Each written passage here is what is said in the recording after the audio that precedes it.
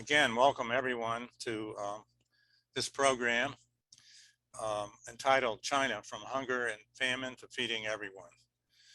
And this program is hosted by the China Subcommittee of the Peace and Solidarity Commission and the National Education Commission of the Communist Party USA.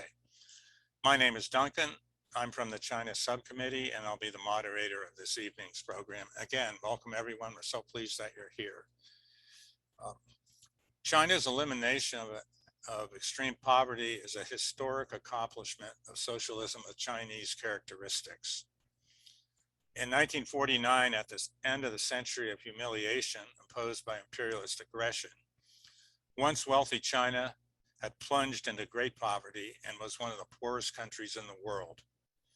But today, China is economically strong and modernizing and celebrated the elimination of extreme poverty at the time of the 100th anniversary of the Communist Party of China last July. So our panel today will address this important topic. And we are pleased to have three panelists. Norman Markowitz, who's the Associate Professor of History at Rutgers University. Shen Ning, who's the Chief of the Oceanian, North American, and Nordic Bureau of the International Department of the Communist Party of China. Xiaoping, a sociologist from the North China Electrical Power University. And in addition, we have a special guest we invited as a respondent, Ning from the Tricontinental Institute for Social Research, co-author of an important study entitled Serve the People, the Eradication of Extreme Poverty in China. This is on our recommended resources list. And she's also the an editor of Dongsheng Weekly News from China. So after the presentations, we'll move to a question and answer session. Place your hopefully brief questions in the Zoom Q&A. And Andrew from the subcommittee will monitor the chat and forward the questions, giving priority to those relating to our topic of poverty alleviation. Andrew will also be keeping time so we can mostly stay on schedule, and we're scheduled to end at 9:30. That'll depend upon questions and answers and so forth. So you may hear Andrew give the panelists a message about how much time is remaining in their talk. Each panelist will have 10 minutes or 15 minutes. Okay, let's start our panel now. The first panelist is Norman Markowitz, who is speaking on the impact of foreign aggression and U.S. imperialism on old China. And Professor Markowitz will have 10 minutes. Thank you. Thank you. We're here to look at one of the great achievements of modern times. Over the last 4 decades, the People's Republic of China, under the leadership of the Communist Party of China, has advanced a new and dynamic model of socialism, a socialist market economy rooted in Chinese characteristics. But it's important for us to realize, to begin to understand what imperialism is. Empires have existed through history, but the very term imperialism was a product of the late 19th century. In the early 20th century, Vladimir Lenin, the leader of the Soviet Revolution, the first great socialist revolution in history, defined imperialism as capitalism's last decaying, dying stage, characterized by militarization, characterized by extreme national chauvinism, characterized by the export of capital, characterized by a world in which the world was being redivided and more of everything was being demanded. China had been essentially a feudal society, given Marxist definitions of feudalism. It was a very advanced feudal society, one of the most advanced perhaps in all of history, but that would change. That would change as imperialism, the new imperialism created by industrial capitalism, targeted China. Britain was the first country of the Industrial Revolution. Britain was the pioneer of what Vladimir Lenin would call imperialism. What did Britain do, particularly vis-a-vis China, its primary target? 2 opium wars, which between 1839 and the end of the 19th century destroyed the lives of millions and millions of Chinese people, addicting them to drugs, and also created the racist stereotype of China and Chinese people as living in opium dens. In the 1850s and 1860s, a peasant revolution out of the misery and poverty created by imperialism. The Taiping Rebellion took place. For the imperialist powers, the Taiping Rebellion was a further opportunity to advance their position. And they did so in the Second Opium War, which resulted in widespread looting of Chinese treasures, and also the establishment of a British commissioner, conservator for all of Chinese trade, Sir Robert Hart. The last decades of the 19th century saw the feudal regime desperately seek to strengthen itself and survive as it fell further and further behind. Britain now had competitors. A revolution from above had created a united German empire in the 1870s. More importantly, a revolution from above had created a Japanese empire, an aggressive imperialist Japanese force, which focused on China as the essence of its grand imperial strategy. The regime, the feudal regime, the Manchu regime continued to decline. In the 1890s, Japan fought a war against China and seized Chinese Taiwan as a colony. In 1898, a Mandarin Confucian reformer, Kang Yuwai, seeking very moderate reforms, divided the court, and the imperialist powers then began what they called a race for concessions. Just as they had carved up Africa in the 1880s, the magnificent African cake, it had been called by the King of Belgium, Leopold, they sought to carve up China. In this context, the United States colonized the Philippines, suppressing Filipino opposition in a bloody war, which cost hundreds of thousands of Filipino lives, to gain the port of Manila, which was seen as a stepping stone to the China market. After secret societies representing the impoverished masses rose up to drive the foreigners out of China in 1899, they were called Boxers. The major imperialist powers then launched a joint naval military intervention, which resulted in widespread looting, raping, devastation directed against Chinese people, Chinese bystanders. In the European and American press, this was hailed. Movies were later made about the siege of the legations at Beijing. But the atrocities were also noted, but nothing was done about them. Nothing was done about them. The feudal regime, the Manchu regime, collapsed, and in 1911, workers, students, and national merchant capitalists rose up in what was a revolution, a bourgeois revolution in Marxist terms. In Japan, Dr. Sun Yat-sen, a leading member of the Chinese diaspora, had developed a political party, the Kuomintang, to achieve a Chinese republic based on political independence, people's rights, and people's economic well-being.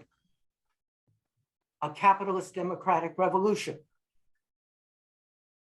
the imperialist powers, all of them, had been proclaiming this to be their goal in China from the time that the British launched their opium wars in the name of progress, civilization, and free trade. Did they support Sun Yat-sen? No, quite the contrary. They supported a former Manchu general, Yuan Shikai, because he would give them what they wanted, the economic concessions that they wanted, that they demanded. And an international bankers consortium in which the United States played a leading role through its support to Yuan Shikai. Yuan Shikai's leading advisor was an American political scientist, later president of Johns Hopkins, a man named Goodnow. World War I changed the world. It led first to the Soviet Revolution, and with the Soviet Revolution, various ideas have been advancing in China among intellectuals, among students, a new culture movement, so to speak, seeing Confucianism as a dead hand, keeping China down, had developed earlier. Out of this revolution, out of the Soviet Revolution, came in 1921, the Communist Party of China. Before that, Yuan Shikai's regime had collapsed and his henchmen had begun to break China up into warlord-dominated regions. Norman, you have about 1 minute left. Okay, 1 minute, okay. The Chinese Communist Party was founded in 1921. The Comintern played a leading role, a central role, in building a united front between Sun Yat-sen's Kuomintang and the CPC. That united front made great advances against the imperialist powers. After the death of Sun Yat-sen, Chiang Kai-shek emerged as the leading figure in the KMT. Chiang Kai-shek broke the united front, massacring in 1927, in April of 1927, communist activists, workers, students, and then Chiang Kai-shek received the support of the imperialist powers. Japan continued its depredations. It colonized Manchuria in 1931 and continued to buy off warlords. Finally, after a second united front was created, with the Comintern playing a leading role between the CPC and the KMT, Japan launched the Second World War, a full-scale war in 1937, in which millions and millions of Chinese, perhaps as much as 20 million, would perish. The Chinese Communist Party, the principal target of both Chiang Kai-shek's regime earlier and the Japanese imperialist forces, mobilized the Chinese people, led the Chinese people. And as the war ended, in spite of huge losses, mass killing by the Japanese imperialists, emerged as the de facto government of over 100 million people in northern and western China. After the war, the Truman administration broke the promises of the Roosevelt administration to the Chinese people. In a sense, Truman was to Roosevelt what Chiang Kai-shek was to Sun Yat-sen, in the sense that the US, after the surrender of Japan, did not demobilize Japanese troops, excuse me, and used them as a police force in northern China, as Truman would later say in his memoir, to keep the Chinese Communist Party's People's Liberation Army from sweeping to victory. The US then proceeded to spend over $3 billion in providing military aid to Chiang's regime, while the Chinese people sought to recover from this terrible war. Okay, Norman, that's about time. Okay, well, Oh, you Revolution triumphed. brought it up to post World War II, and that was your job. And Yes, thank you. yeah. 1949, the revolution triumphed in spite of everything. All And right. that victory. Okay. Okay. So sorry. understanding some of that basic history is essential. Thank you so much for understanding what, how the Chinese are looking at things. So our next speaker, we're very pleased to have our next speaker, Shen Ning, who's the chief of the International Department's Bureau of Oceania, North American and Nordic Affairs of the Chinese Communist Party. The title of her talk is Achievements and Practices of Poverty Alleviation of the Communist Party of China. Shen Ning. Okay, yeah. Thank you, Duncan. And thank you, Norman, for your presentation. Well, that reminds us of those, difficult times we have been through. But we are the luckiest generation in China history. We can only move forward if we remember the history and draw lessons from the history. But things have changed so much, especially after the establishment of the new China, and especially in recent years. This year marks the 100-year anniversary of the founding of the Communist Party of China. Over the past century, the party has united and led the Chinese people in the battle against poverty, especially since the 18th CPC Central Congress in 2012. The Party Central Committee, with Secretary General Xi Jinping at the core, has fought a decisive battle against poverty, and that is unprecedented in scale and intensity. And that has benefited the largest number of people in human history. Here are some main achievements of the battle. And number one, at the end of last year, China achieved the goal of eliminating extreme poverty. The 99.99 million people in rural area who were living below the current poverty threshold all shook off poverty. All the 128,000 impoverished villages and 832 designated poor counties got rid of poverty. Number two, there's significant improvement in the living standards of the poor. The per capita disposable income of the rural poor increased from 6,079 RMB yuan in 2013 to 12,588 RMB yuan in 2020 last year, up by 11.6% per annum on average. And poor households now have adequate food and clothing all year round. They have better access to education. There's no dropouts in the countryside due to financial difficulties. And there's 9-year compulsory education available to all children. And basic medical insurance coverage of the poor is now over 99.9%. And number three, poverty-stricken areas got rid of backwardness. By the end of last year, impoverished areas had gained 1.1 million kilometers of reconstructed highways and 35,000 kilometers of new railways. Water infrastructure, electricity access, and communications infrastructure has been improved greatly.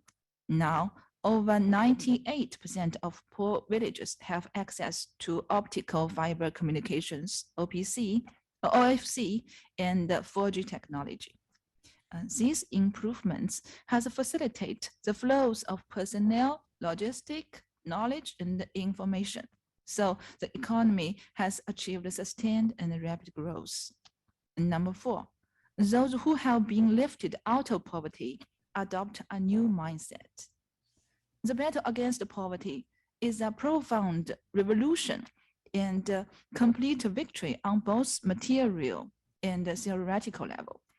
Through this battle, the mindsets of the poor has been enriched and sublimed. They have greater confidence, more active minds, and higher aspirations. They have greater knowledge and a deeper understanding of openness, innovation, technology, rules, and the markets. And then how could CPC achieve all this? It's a long story. It's a process of addressing, I think, 5 questions. Who should help? Who should be helped? How to help? How to evaluate whether someone has emerged from poverty, and how to ensure those who have emerged from poverty stay free from poverty. It is really a complicated process, but I'll give you 4 points that I think matters most. And number 1, people-centered philosophy. The CPC takes public satisfaction as an important yardstick to judge the effectiveness of poverty elimination. We would rather cut down on the number of major projects in favor of investment in poverty elimination. We would rather slow the pace of economic growth to ensure the task of poverty alleviation is accomplished on schedule. In the fight against poverty, officials, including first-party secretaries and resident working teams, grassroots officials and party members and volunteers have worked with diligence and a spirit of dedication. Some of them have been fighting on the front line for a long time without time or energy to take care of their own families. And some have fallen sick from overwork. Some have continued work even after getting injured at work. More than 1,800 party members and officials have lost their lives in the cause of poverty alleviation. Number 2, eradicating poverty through development. The root cause of poverty is inadequate development. So as the world's largest developing country, China is aware that development is essential to solving many of its problems, including poverty. And China has regarded reform as an important driving force for poverty eradication and worked constantly to remove institutional and structural causes of poverty. In addition, China has opened wider to the world and seen sustained and rapid growth in its foreign trade, creating many employment opportunities and more sources of higher incomes for rural labor. Since the founding of the People's Republic of China in 1949, and especially since the launching of reform and opening up in 1978, the country has witnessed rapid economic and social development. This has provided solid support for large-scale development driving poverty alleviation efforts. And number 3, letting the poor play the principal role. China fully respects the principal role of the poor and encourages them to play their part. We provide them with better access to education opportunities, such as farmers' night schools and training workshops to improve their skills and abilities in work and business. We give rewards and subsidies to their productive activities. We give them jobs instead of grants to encourage them to rely on themselves rather than wait for external assistance. We have promoted stories of role models who escaped poverty through their hard work, so the people in poverty follow suit. And number 4, pouring all resources to create synergy. In the fight against poverty, the CPC has mobilized and pooled all possible forces on the basis of its rigorous organizational system and effective work mechanism. It is a framework with the full participation of multiple players from different regions, sectors, departments, and businesses. We have strengthened the collaboration and the paired assistance between the Eastern and Western regions at the provincial, city, and county level. Party and government institutions, people's organizations, and the various industries have been encouraged to offer assistance. China has also designated a National Poverty Elimination Day and established a national system to command models in fighting poverty. all these measures have created an atmosphere where everyone who's interested can join in poverty elevation. And now here at the international department, we also have our own story of poverty elevation. You know, our canteen offers us each day a kind of fruit during lunchtime. And maybe today it will be apple, tomorrow will be banana, and each day it will be different fruit. But last year at some time, we were being given apples for a whole week. Why?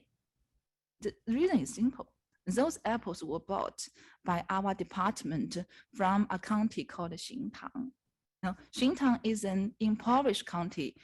Our department is paired with.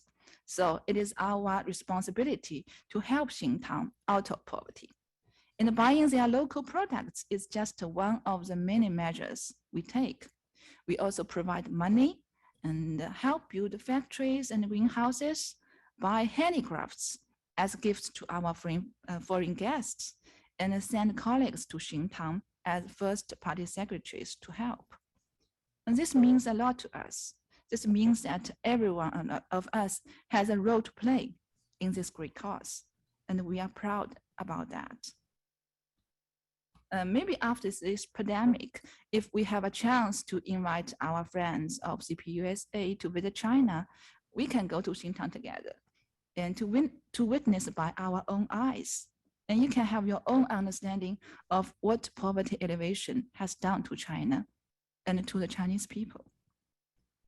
Now it is a new beginning for a new era. I'd like to thank all the foreign friends, including CPUSA, for supporting us in the fight against poverty. And I wish that we will continue to have your support in the future in our new journey for building a great modern socialist country. I think I'll just stop here. Thank you for listening. Thank you so much, Shen Ning. Yeah, I'd love to be on that trip to see you in the county after the pandemic. So hopefully that'll come to pass. Thank you so much.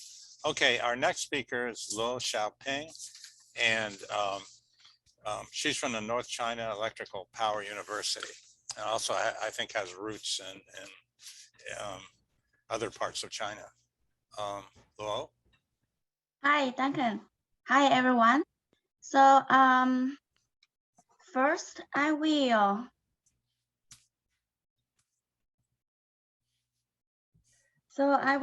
share my screen. So everyone can see. So everyone can see it. Yes, we can all see it. I can see it. Yeah. Okay. So my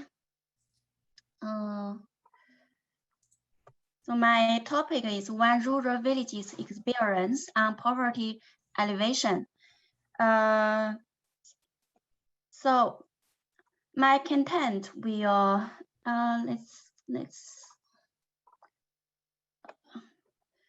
So the first one is sorry, I will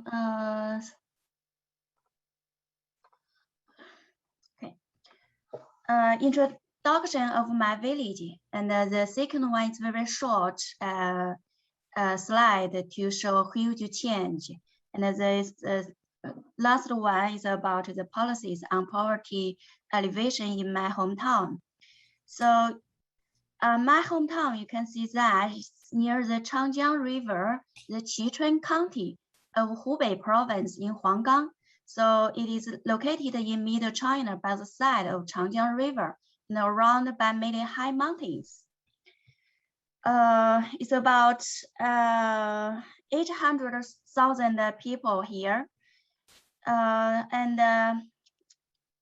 Because of the mountains and the rivers there has been the frequency and the degree of flood, waterlogging disaster here, like 1954, 1988,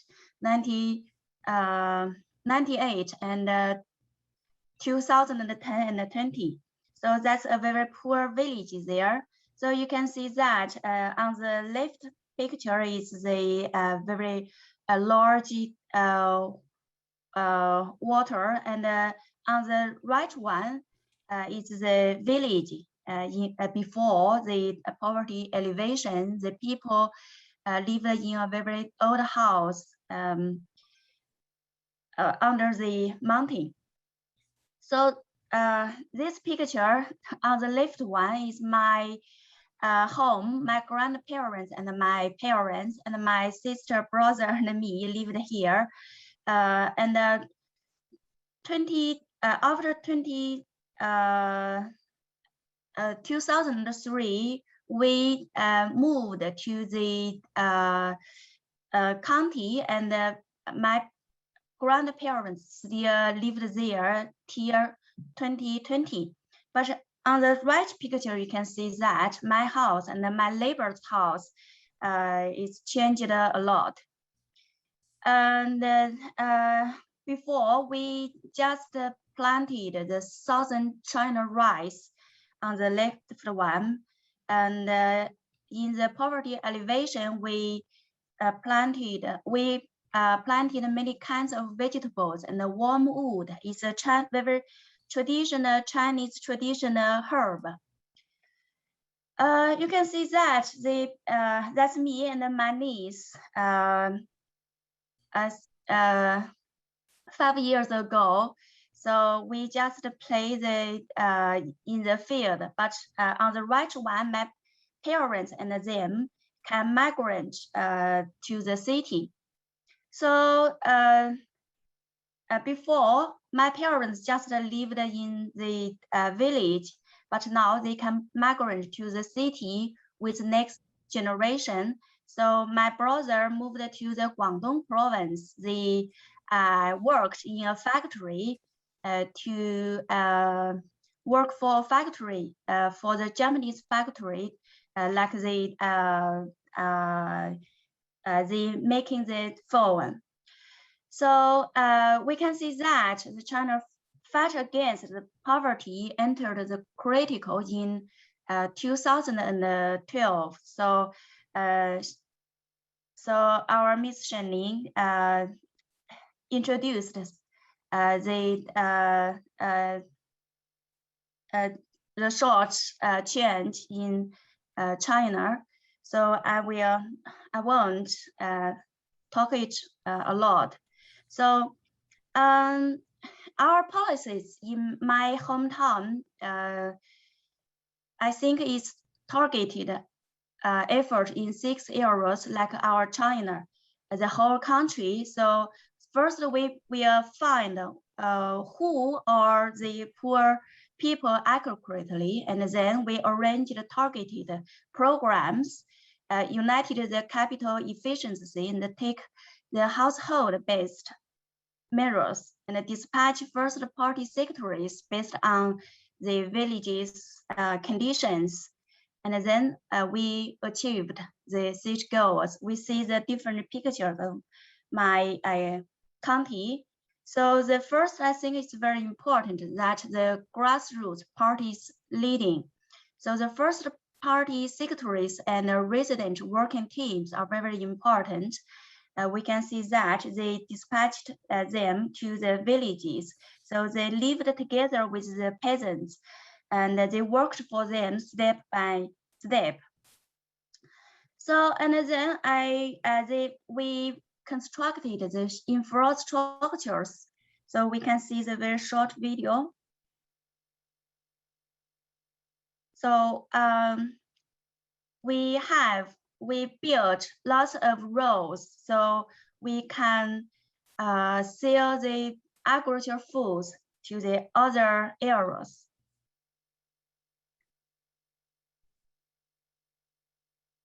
Okay, so that's and another very important policies in my village is we planted lots of Chinese traditional herb.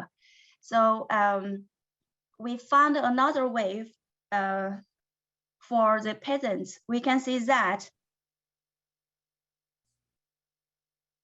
we changed the mountain into the planting areas. We planted lots of Chinese traditional herb. Okay, so the fourth one is we do the environment protection in rural village.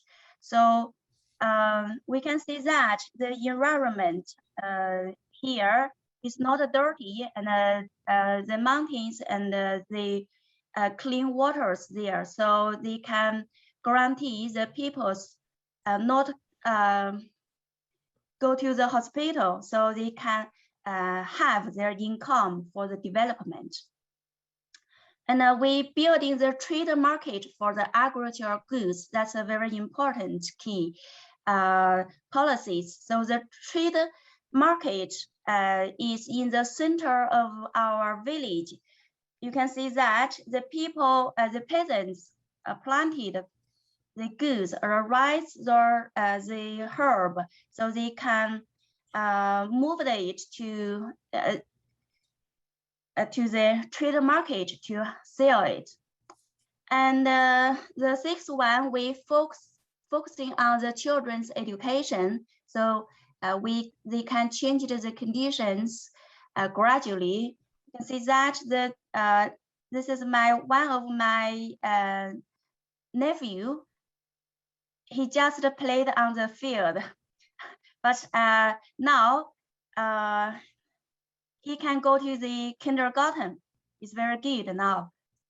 And then improving the county hospital and matching pension for peasant and loading policies for the loan money from the bank. So the hospital and the just matching the pension for the peasants, so they can have money to develop, to buy some agricultural seeds.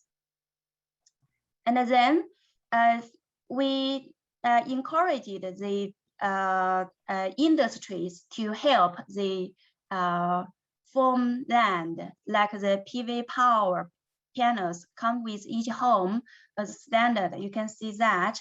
And then on the right two pictures, the PV powers along the roads and the mountains. So on the left picture is we have some policies and do some relocation of impoverished people resident. We help them migrate from the mountains to the land, and they can easy to come and go. So in the conclusion, I come to the conclusion that the first one I think is the CPC's continuously leading. We have the socialist policies with the people first and the people oriented. So like my grandparents and my parents, they are not the party's member, but they thanks for the CPCs very much. So my grandparents passed away last year, but they thanks for the parties because they were born on the 1920s. So they undergoing a very long history in the country. So just like Markowitz did that before 1949, and now my grandparents experienced, but they saw the changes in their life. So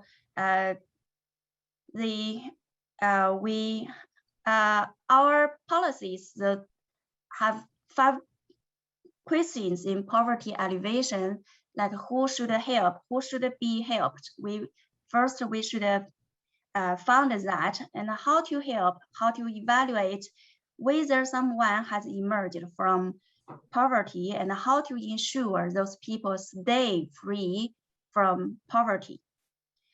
And we have 5 measures for poverty eradication.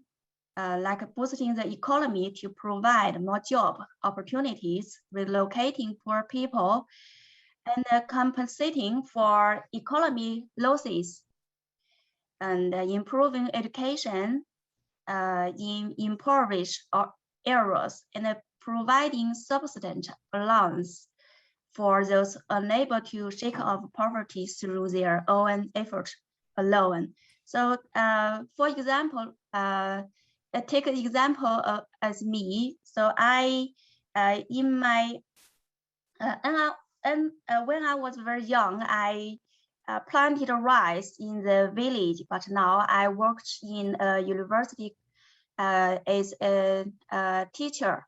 So from my grandparents and me, and my parents and me and my young brother migrant to, I think he is a migrant workers from the rural to the city, but now he got the city's household, the hukou, in the Guangdong province. So it's a very big change from the 3 generations. We can feel that we have a very big changes from my family. Okay, so 小平 that's 老师，你还有1分钟。 yes, I think that's all of my. All right. Yes, thank you. Oh, thank you so much. I really enjoyed hearing about your family. That was really great. Yeah, thank you. Okay, now we'll have one respondent, Ting's Chak, who's the co-author of an important study on poverty alleviation. Do you have any response to the presentations? Anything you'd like to comment on, or the research study you did, or go ahead. Thank you, Duncan, and thank you to all the comrades at CPUSA and all the other speakers here. I guess I just want to make one small comment that, you know, some of the main findings we found in the study that I think complement what the speakers have said.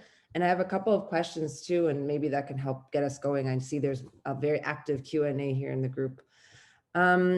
So I think when we went to do this study as Tricontinental, we found six points that were quite interesting about the program.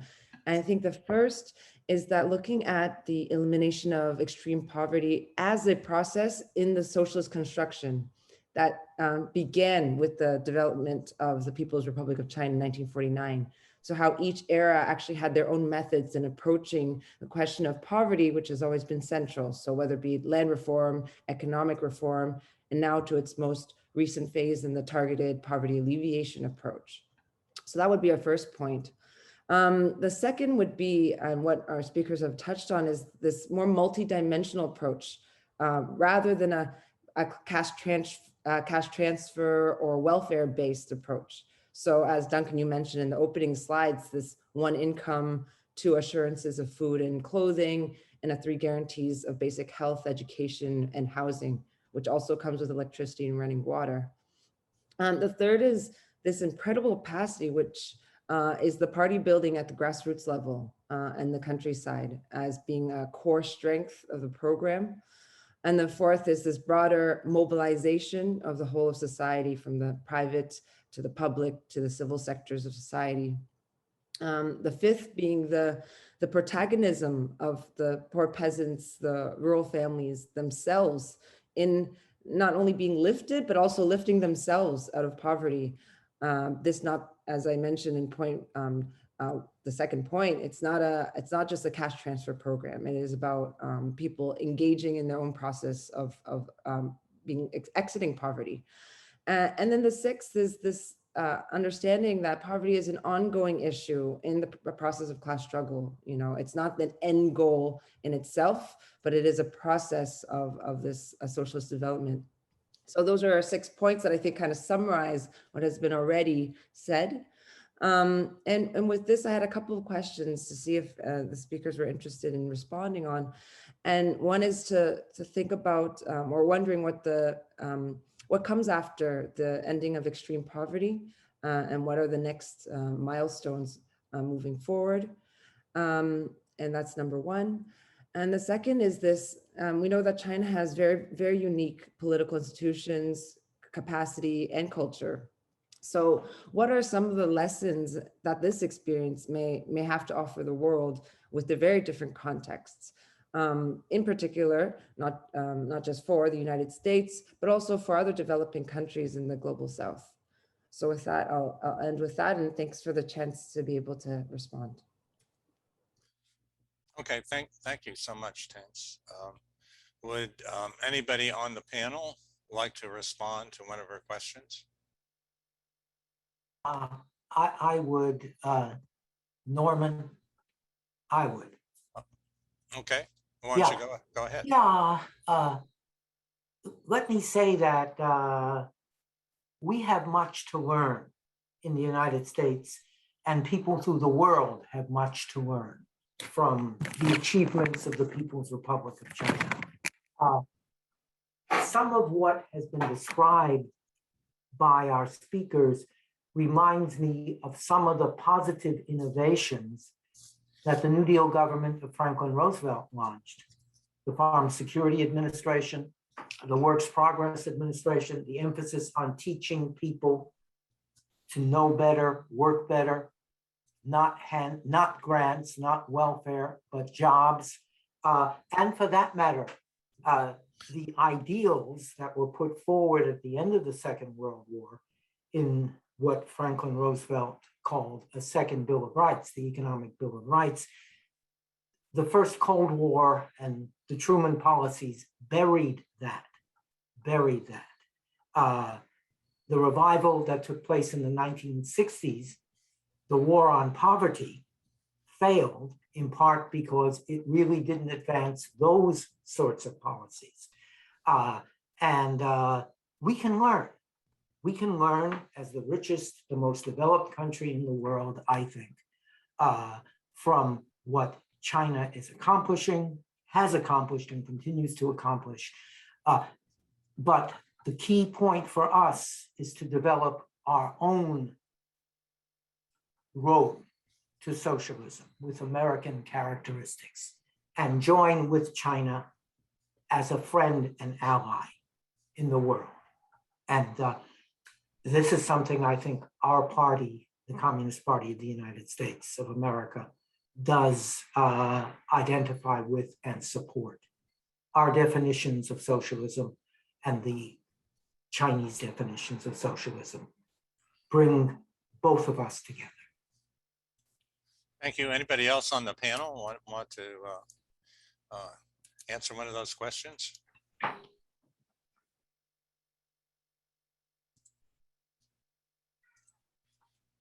Okay. Can you hear me? Oh, Shen, Ning. Okay. Go ahead, Shen, I'd Ning. like to take the question of what's the next step. Okay, good. Maybe it's my own idea. Well, you know that we have accomplished the first centenary goal of building a moderately prosperous society with eradication of poverty by last year. And we have a second centenary goal, which is we will build a great modern socialist country by the mid of this century. And recently, people here in China talked a lot about common prosperity, which I think is also our next goal. Actually, it's an idea first raised by Deng Xiaoping. And to achieve common prosperity, he proposed the vision of two development strategies, and that is the coastal areas and should accelerate their opening up to the world, and we should help them to develop rapidly first, and then afterwards, and they can promote the development of the interior. I think this is the first step, which has been somewhat accomplished recently in this the first centenary goal. And then here comes the second step. And so this year we talked a lot about common prosperity again. And in August, our General Secretary Xi Jinping presided over the 10th meeting of the Central Committee for Financial and Economic Affairs. And he talked about common prosperity and proposed raise new goals of common prosperity. He says that the common prosperity is an essential requirement of socialism and a key feature of Chinese-style modernization. So the main ideas are to adopt the people-centered philosophy and try to address problems such as regional gap. We still have regional gaps and the development gap between the urban and the rural areas, and also the income gap within the city or within the villages.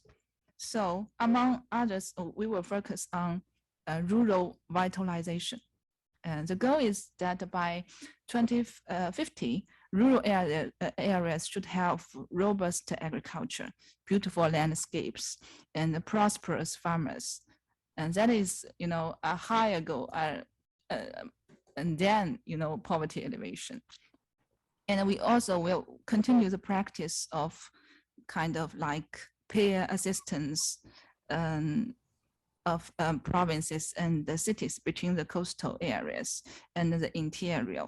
And that means that the well-off provinces will also continue to help those interior provinces and to help them to develop. And we'll also promote development of those ethnic minority regions. So it is still a long way to go to achieve common prosperity. And here we have entered, a new phase, and we are still feeling the stones to cross the river. And like what Deng Xiaoping has said at the very beginning of reform and opening up, and we also on this process in the future, we will also welcome suggestions and advices of our foreign friends. We still need help, and we still need to unite together to fight for this bet. And we also need help and support from our foreign friends. And that's my my idea about the future. Thank you.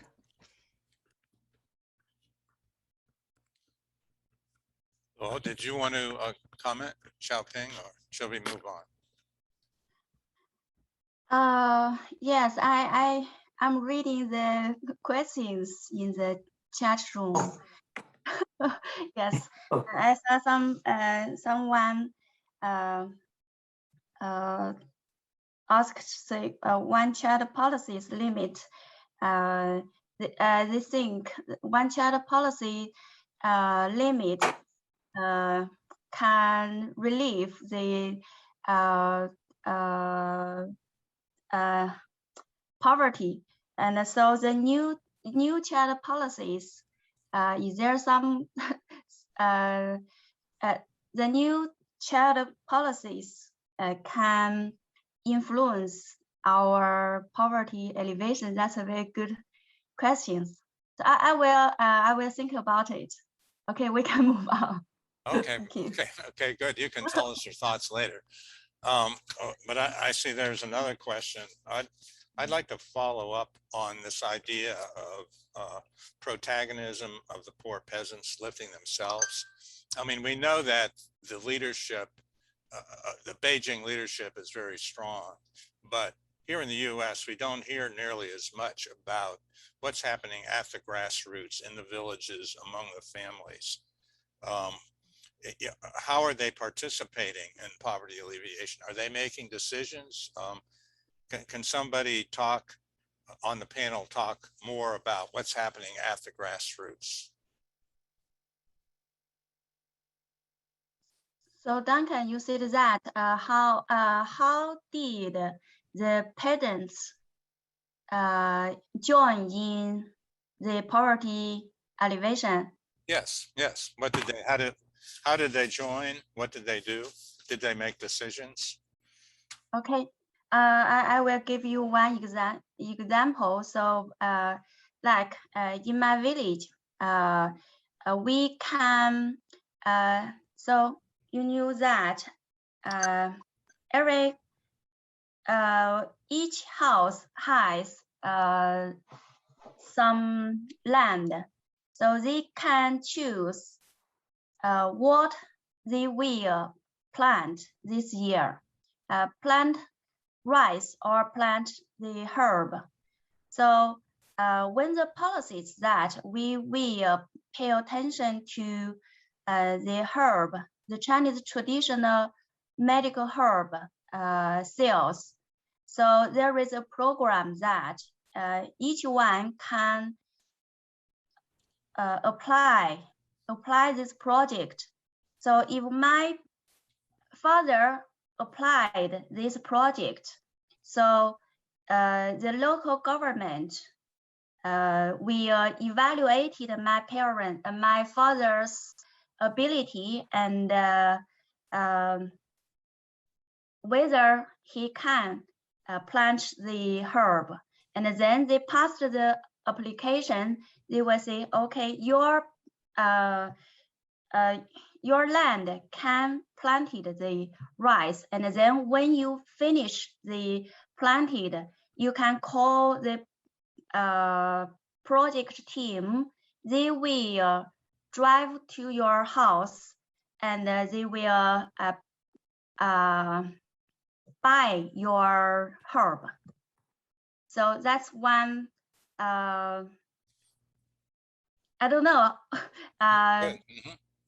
Okay, so and another one is that because the land is belong to what we plant is belong to your choice. So you can change your plant in some content. And if you, and the policies encouraged the peasant found new land from the mountain.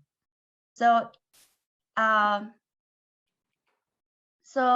you can plant not the rice on the mountain, and they will buy it and buy the production when you harvest on the autumn.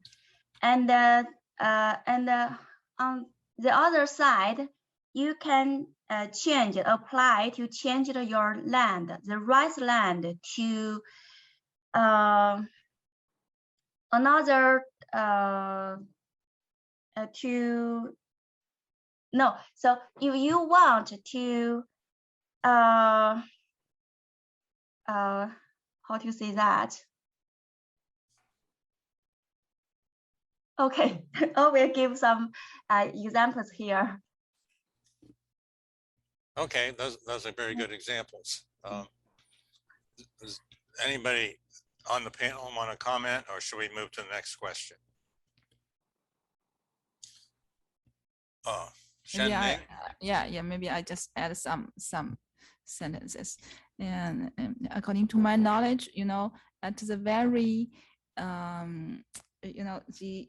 the grassroots level, and in the villages we have party branches, and we will have party secretaries, and we will also have what I said, and the first party secretary, which was sent by the government or the agencies at a higher level, maybe from the province or maybe from like our international department.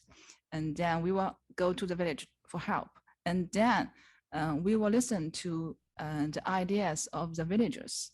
And and all the villagers can have kind of, they will attend various meetings and to have their own ideas speak out of the development plans for this village.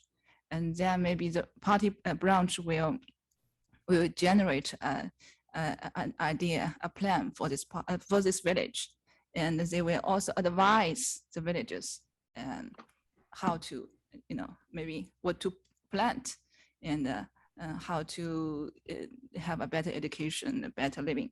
And then, of course, the villagers have to, who are able to work, they have to work and they have to earn their earn a living by themselves, and we still depend on themselves to fight for the poverty. They have to do their own part, and we will give them resources and the suggestions, informations, help them to maybe to build the railroads, the roads, and to connect with the outside world.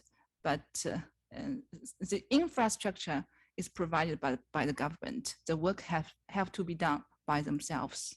That is what I want to add. Thank you. Can I make a quick response to Yeah, someone who has once visited China a few years ago?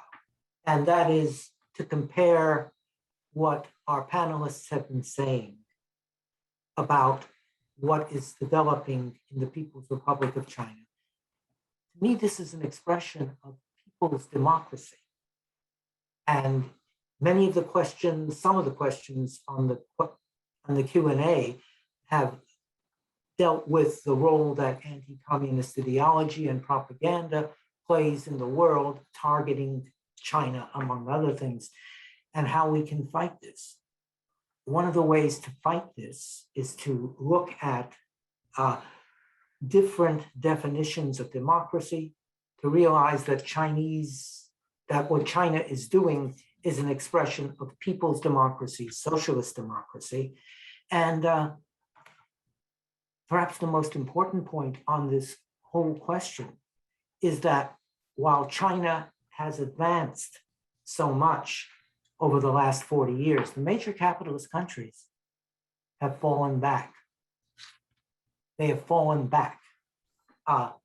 There is more, not less, poverty and more destitution poverty, homelessness in our cities. And as the Indian leader Mohandas Gandhi said a century ago, poverty unites with violence, and the two interact with one another. And this is what has become the reality in the major capitalist countries. Learning from China, but more importantly, opposing the Cold War revival policies, which are disastrous for everyone, is what we can and should be doing. I grew up in poverty in New York City, in an area that was famous, the South Bronx, in the 1950s and 1960s. But it was a very different kind of poverty then. We had rent control. So while we lived in a tenement, we could survive. There was a free public university, the City College of New York. I was a good student, I went to it. Utilities, transportation, we could afford it. If I was 30 years younger than I am, if I had been born in the 1970s, not the 1940s, given what my parents were, they would be homeless in the streets of New York. And frankly, I would never have lived to the age that I've reached, because that is what the poverty that imperialism produces today and has always produced. As one Marxist critic called it, death on the installment plan. Life expectancies that are lower and lower. And this is what we can educate people around. And as we seek to develop friendship and solidarity with not only the people, with the People's Republic of China, the great power of socialism in the world today, but also with other countries struggling on a socialist path and all countries struggling against imperialism. okay, thank you. I possibly just jump in with one little comment on that about sure. the graphics. Yeah. Yeah, go ahead. Sure. I think I just want to offer one resource. I mean, not only in the process of doing the study and going down to, we went to Guizhou province, one of the poorer southeastern provinces of the country. But there's also a great resource called the China's War on Poverty. It's a documentary made by US filmmaker Robert Lawrence Kuhn. It was a joint project from PBS and CGTN, the two public broadcasters. And he shows in that one and confirms what we know of these, what are they called, democratic appraisal meetings that happen in the countryside. So it's not just about the officials going in and determining what if a family is listed as poor in the program officially or not, but it's actually a process of kind of a grassroots democratic process, let's say, where villagers actually participate in the discussions of each family's conditions, whether they've been lifted out of poverty, whether they've returned to poverty, and how that matches all up. And in the documentary, it shows a little bit, actually some scenes of those kinds of meetings. And I want to point out that last May, when this was aired, the actual documentary was censored. The PBS actually took it down. And we talked to Robert Kuhn in our study, and he said he's done 4,000 programs for PBS. And this has been the only one that they've ever censored. And there's now people in the US with No Cold Pink and the No China's Not Our Enemy campaign have been trying to get this back on air. So one of the things in terms of fighting the no Cold War narrative is actually getting information even about the poverty struggle, which is clearly deemed so threatening that it has to be censored. I have a link that the CGTN version is online on YouTube that I can also share for anyone who's interested. I'm very interested. Thank you. Okay, that's great. Okay, I got another question for the panel concerning the role and work of women in poverty alleviation, and how has China advanced women's rights and feminism, the standing of women in the workplace? Somebody on the panel like to address the question about women?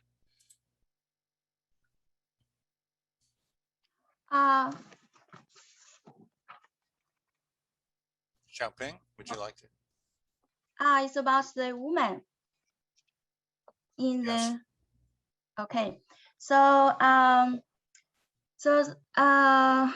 the living conditions of impoverished women have been improved. So we helped the impoverished women receive the skill training. We have some program for them. They can get training like handicraft, crop and animal husbandry, housekeeping, and e-business. So when they get the skills, they can find more job for themselves. And then we have small sum granted loans and a microcredit amounting to more women have been provided to these women. So we and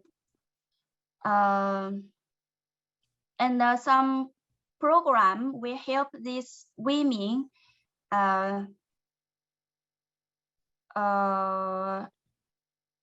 who suffer from poverty and disease.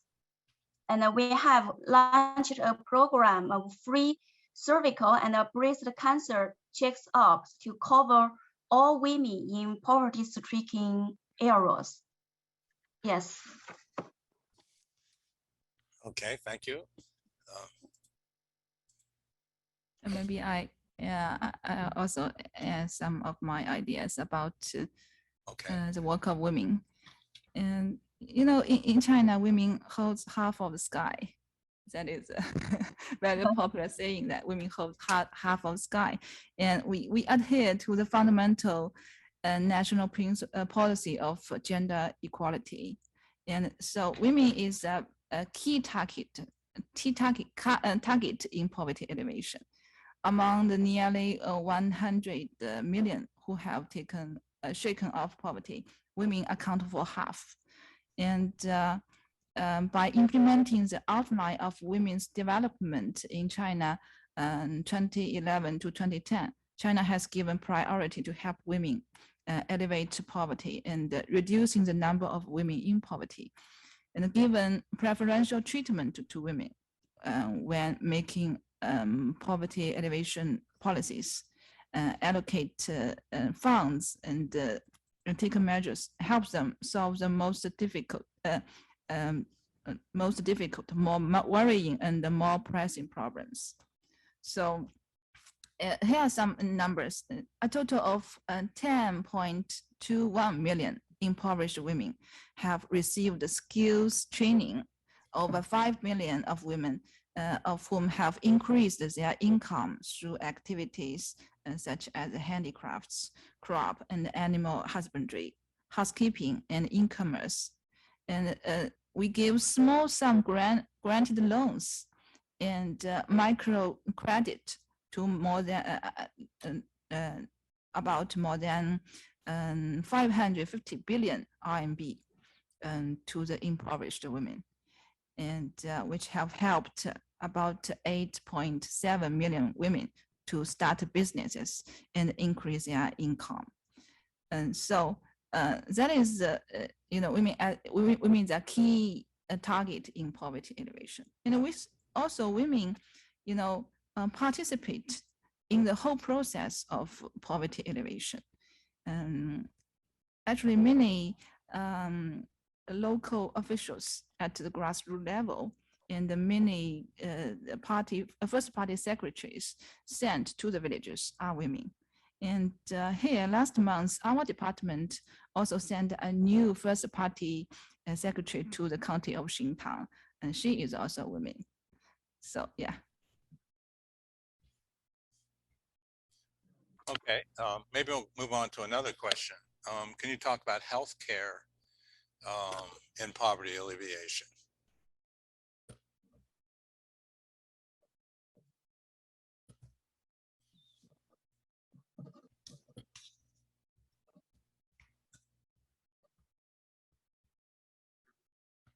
Okay, so I have something to say about the healthcare. So we know in China now, including the peasants in the rural village, we all of us have the social insurance. So it is the social insurance scale and how much you can get depending on the different areas. So like in the Southeast China, this local government will provided more than the Western, but all of us can have the social insurance when you are 60 years old. The local government will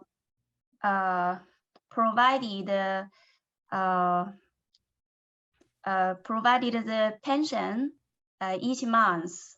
When you get much older, 60 years old or 90 or 95 years old, the money will increase. It's the same in the rural village. That's the pension. And another one is when you get disease, you can go to hospital, and so you can get some how do you say that? So when you go to hospital, so the government will provide 70% the expenditure. So like my father last year, he got stroke. So we sent him into the hospital very quickly. So the hospital at the first time gave him cure. So we not necessary to provide much more money to the hospital, and then the local government covered 70%. In the Hubei province, Huanggang city, 70% coverage. And then because my father was a soldier in the army for about 10 years. So when he became the peasant, so they can get some pension from the government. So the when the local government knew my parents go to the hospital, they gave 10,000 yuan to help my father. So that's another policies. So I think the social insurance in China now is developed, will develop, and we can get much in future with the economy development in future. Yes, so. Okay, thank you very much. Okay, we're moving towards the end of our program. We only have a few minutes left. Do any of the panelists want to say any concluding remarks? Shen, Ning? Yeah, thank you.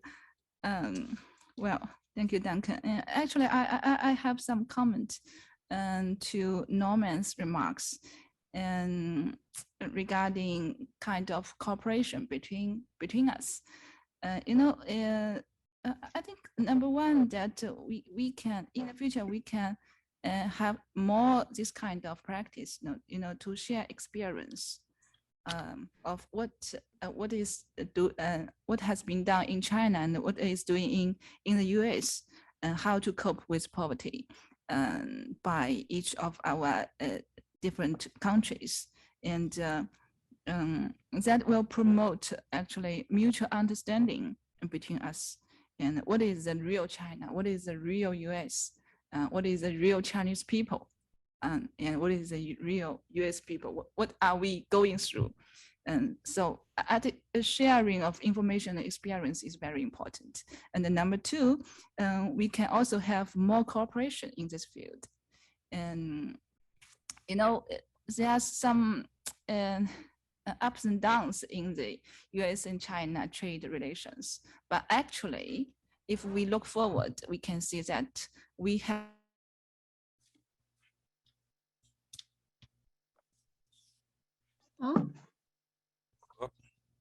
Oh, Problem. hello. Well, I've lost Shen Ning. yeah, that's unfortunate.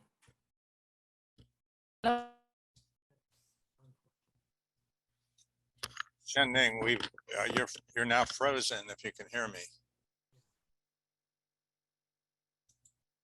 Okay, well, let's, I think that's great what Shen Ning said about we need to follow through and have more discussions, more programs of this type. There are a lot of topics that were not covered. What can other countries learn? What about it stopping a new Cold War, Belt and Road, workers' organizations? Yes.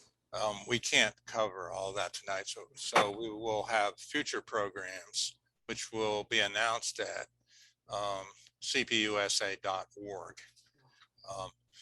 But let's see, Norman, did you want to give? Yeah. I was, it's really a shame that Shen was cut off, because her statements really were very, very fine, very, very positive. It's essential for us to learn from each other and work together, particularly in this period. We should all remember that currently the United States is roughly spending 40% of all the military spending in the world.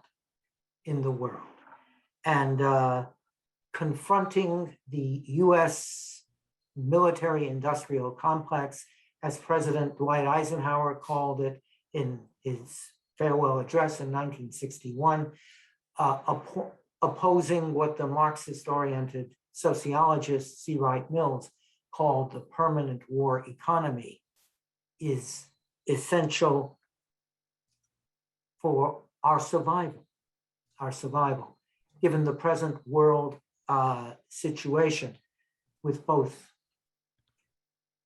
the pandemic and the dangers, the ongoing dangers of the weaponizing of imperialism. We are literally fighting for our own survival. Yeah, I agree. We need to oppose a new Cold War, and we need cooperation with China and Yeah. other countries Yeah. on the pandemic, you know, on climate change, on Yeah. global poverty, on a whole range of issues. Right. Xiaoping, do you want to make any concluding comment? I think not too much. I just see a question that one child policy in China now, we finished the policy, and now we have new child policies that we can have 3. That's true. And we Chinese encourage the people to have more children. So that's true. Yes. Okay. Thank you so much. Yes. Thank you for clarifying that. Tings, did you want to make any final remarks? No, I mean, I'll just encourage anyone who wants to know more. I think there's a lot that we went into the study, and one of the goals was really to bring the methods and bring you know, the field research, particular to people coming from social movements and organizations, political organizations like the CPUSA. So if there's any additional questions or feedback from people who read the study, feel free to reach out to me at any time at tings@thetricontinental.org. Okay, thank you. And let's see. Oh, do we have Shen? Oh, Shen Ning, are you with us now? Yeah, can you hear me? Oh, yeah, we can hear you now. We heard Well, most of your wonderful concluding statement.